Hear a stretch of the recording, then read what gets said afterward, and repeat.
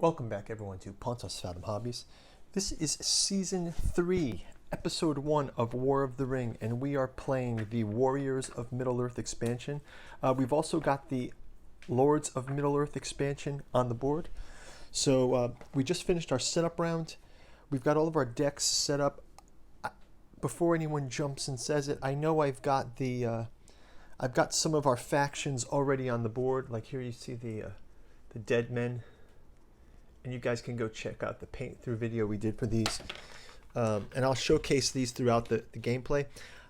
I know they're not supposed to start on the board, but my reason being is I'm first time player, so to remember all the new mechanics, I'm just leaving the hillmen, the dead men, the corsairs, Shelob spiders, and the eagles and the ents. I have them on the board just so I remember to play them, and then I will take this token. Kind of means they're not activated yet, so I will activate them as needed. So and I've also done the same thing for Elrond and Galadriel. I just want to remember that those are components that I can play.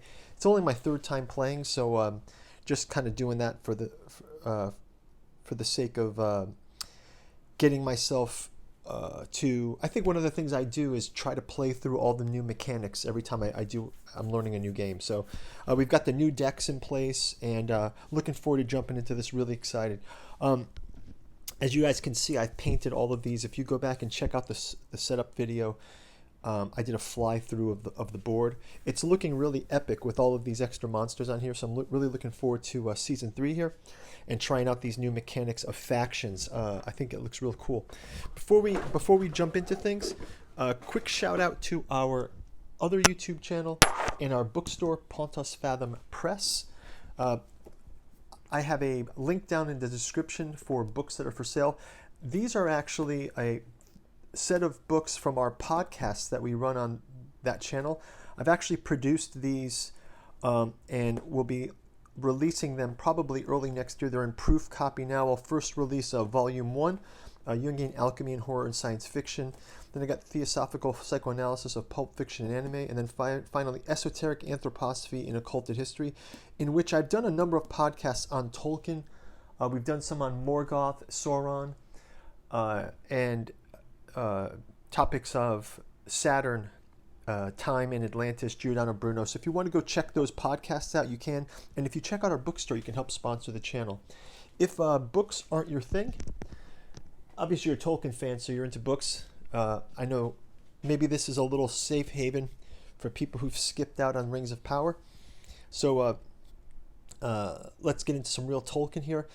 And as usual, we're trying to grow this channel to get 1,000 subscribers. So if you guys can like, share, leave your comments below. I like to interact with everybody below. Give me some gameplay tips as we go through this. If you've played Warriors of Middle-earth before, if I get something wrong, it's my first time through. So just having a little fun getting my minis on the board.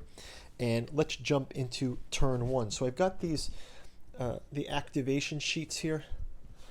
I feel like this game needs a reskin. I don't know about you guys, but it seems like there's a much better way to have this all documented, right? All this stuff is so much, right? The turn can be much more. I think maybe it's just the visual presentation of the hard cards.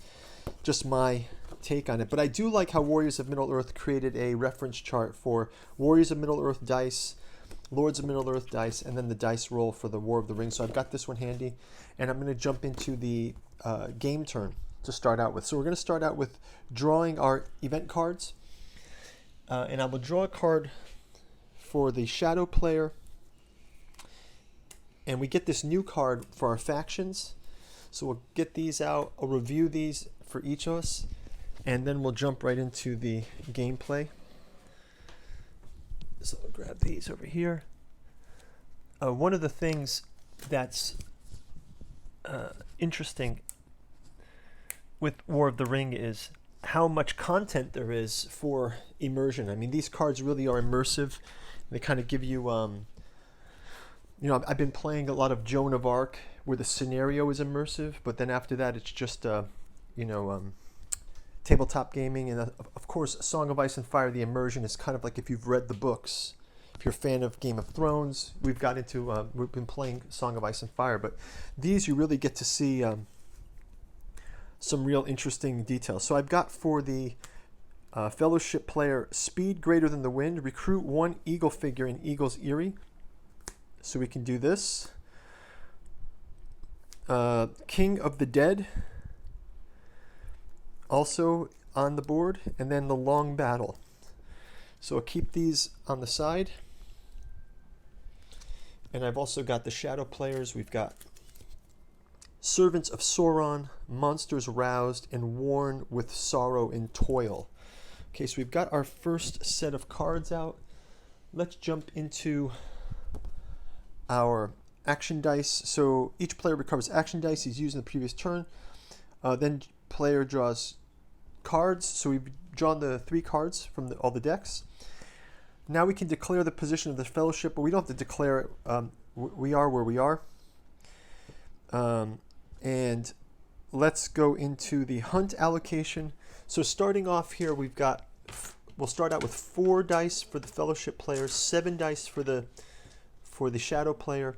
We get the extra 2 dice for Fellowship when Gandalf the White appears or Strider becomes Aragorn. We also have 3 dice from Lords of Middle-earth for the Elf Lord Ring Bearers and Gandalf, and then finally a faction dice for the Warriors of Middle-earth. And the same thing for the same kind of breakdown. As we activate those characters, we get more dice. So we'll get into that. We will put a hunt allocation die into the pool over there. So we'll put the eye over here. We'll have 1 die for the hunt. And then we will go ahead and roll the action dice. So let's roll for the action dice. So we get these and we get these. Okay. So let's kind of go through it. We've got our dice rolled, and then we can go one by one. So we'll start out with the shadow player takes all their rolled dice with the eye, and immediately it moves them to the hunt box. So they've got 3 dice in the hunt box now. So let's go ahead and allocate our rolls. I think the first thing we're going to do here is we've got a Fellowship progress. So we can use this action dice to move the Fellowship, and we will move the Fellowship 1, and we're going to put that action die into the hunt box. So we've got that going.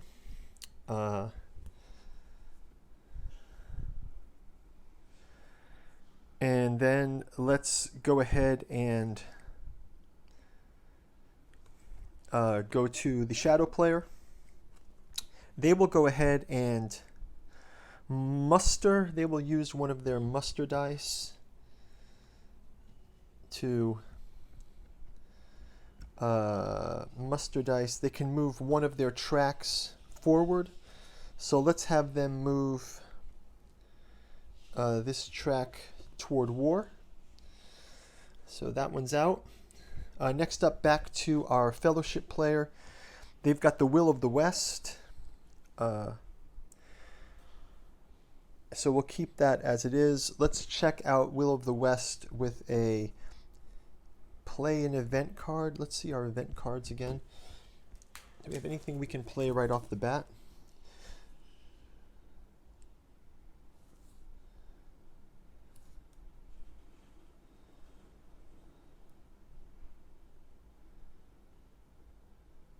Choose a region with a free people's army with leadership.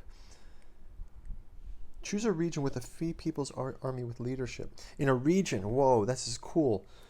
So all the regions so far are segregated, right? We don't have any free folk in any region. This is powerful. You can kill off everybody in the enemy camp. So we won't use the event dice. Well, maybe we'll just draw. Let's just draw another event card with our event die. Just draw another event card here, and we get with Doom we come. Play if an Ent figure is in the same region. So just keep that one in the pool. Next up, we go back to the Shadow player. They will play a... they've got a muster or army. Let's have them move with their army card, their army play one of these Dunlin troops down to the Gap of Rohan. Back to the free folks. They can play the Will of the West to turn it into anything that they want. Let's have them also do a Will of the West or they can use a muster. Let's have them use a muster to also have a political advancement. Let's have them move the elves down one in the political track. And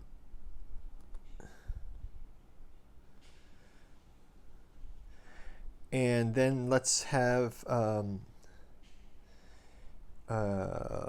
next up will be the Shadow player, another army move. Let's have them move this North Dunland down to South Dunland.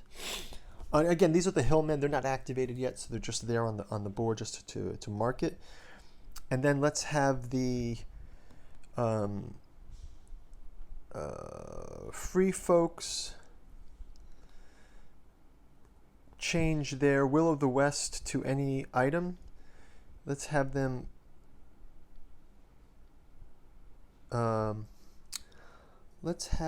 go ahead and let's have them use this as an army move, and let's move this army. Oh, we have to keep these guys defending, keep him defending.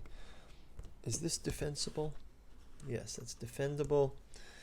Let's have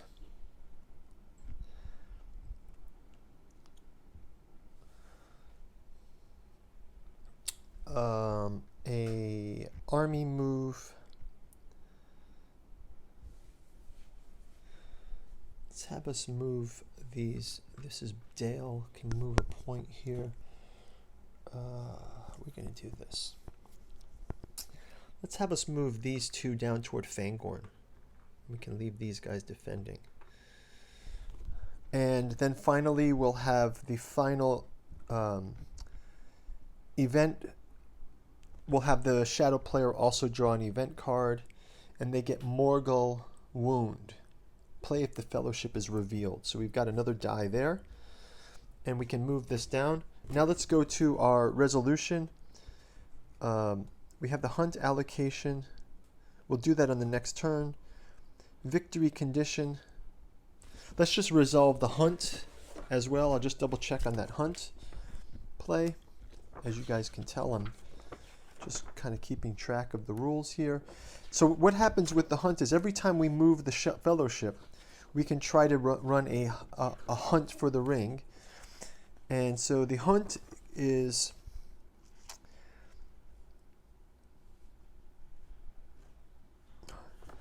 the hunt roll. Every time free people move, the Shadow player rolls dice to determine the effects of the hunt. So we can take these three dice.